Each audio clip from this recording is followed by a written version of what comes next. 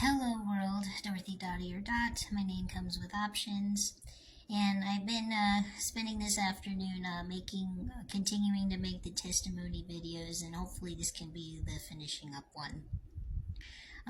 So I last left off with graduating college in 2019 and breaking up with my one boyfriend I had. So graduated 2019 in December, and as we all know, 2020 was such a wonderful year for the entire world.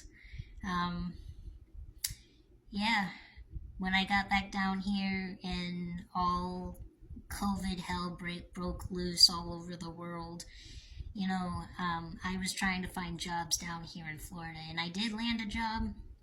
I landed a health insurance job, and it was a good one. But after working in health insurance for, I think it was like 5 or 6 months, I lasted 5 to 6 months, and I couldn't be a part of that, and I can't be a part of that industry.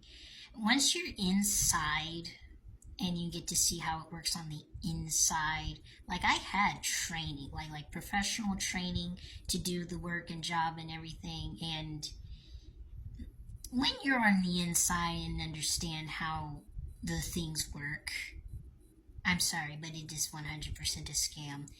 Health insurance in America is 100% a legal scam that's allowed to happen. Like convince me otherwise. I worked the job. It's definitely a scam. Anyway, so because of that, I lasted 5 to 6 months. I couldn't keep up with the job. I couldn't keep doing it. Wasn't that I was bad at the job. I actually was good at it. I had my name mentioned one time in a meeting and whatever, but I couldn't do it. I couldn't do that job. I had a member that made me want to leave with all the stuff that was going on. But anyway, so when I was struggling to find a good job out of college, I ended up working at a Spencer's gift store in the mall. And anybody that knows what a Spencer's gift store is, I have some stories about that. I started working there September 2020, which meant I worked retail 2020, the high holiday season. It was the worst. It was the absolute worst. Like, people in 2020 shopping was just a nightmare. Anybody working retail will understand. It was awful. Having to keep up with all the stupid wear a mask guidelines. Don't be within 2 inches of me, please. Be like 12 feet away. All of it was crazy. So being a store worker, having to keep these laws or rules or whatever, trying to keep these rules and regulations as part of your job is really hard when you have customers yelling and screaming at you and really trying to but that was a really great job. And I did have that job from September to February the next year, and I got a job working at the dispensary in 2021 after that. So 2020 was a really great year. I did get a good job at first, and I was able to make enough money with that first health insurance job to get a car, to lease a car. But after I quit the job, I wasn't able to afford the car anymore. The job at Spencer's wasn't enough to afford the car, so I got that repoed. But I was able to keep the job at Spencer's. That was a much more less, I was rather working at Spencer's than I was at the health insurance job, even though I definitely didn't want to stay working at Spencer's. It was a better job as far as I wasn't robbing people anymore, at least, because I felt like I was robbing people at the health insurance job. But at least I didn't feel like I was robbing people at Spencer's. But I was selling dildos. to anybody that walked in. The thing about Spencer's is that they do not have an age restriction limit for their store, so anybody can come in and anybody can buy anything in the store.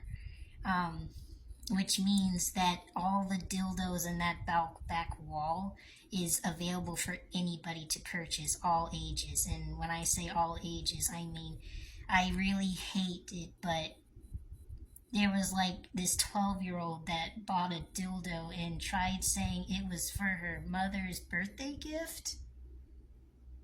Huh? Why? No, you should have just stayed quiet the whole time, kid. Anyway, but yeah, at least I was able to, I found, well, my mom actually helped me find it. She helped me find on Indeed the job for the dispensary, February 2021, and I got the job.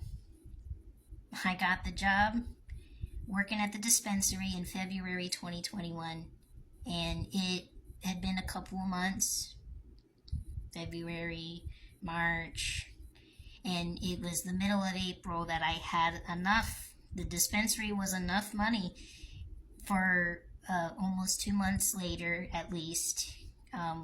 I was able to afford our first apartment in April 2021. And as anybody that has been following along to my testimony video of how I became a homeless caregiver, you know that's the start of, that story. So we made it to basically my full testimony up to the point of, 4 years ago when my mom got hit by the car. Now, why am I going through such trouble to make sure that I share all of this testimony of my life, what I've been through as a kid, growing up without a father, growing up with knowing the acknowledgement of what my mom had been through and when she was a kid, and then seeing, all the results of what that did to my life and growing up. I myself have never done something so bad. Like, I've never done hardcore drugs. I'm still a virgin. I haven't done anything so illegal or so bad that,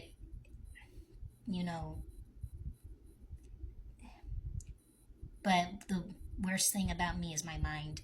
My mind is the worst thing ever. I do have bad thoughts sometimes, and that's the worst thing for me. I'm trapped inside my mind, and my mind's the most dangerous place.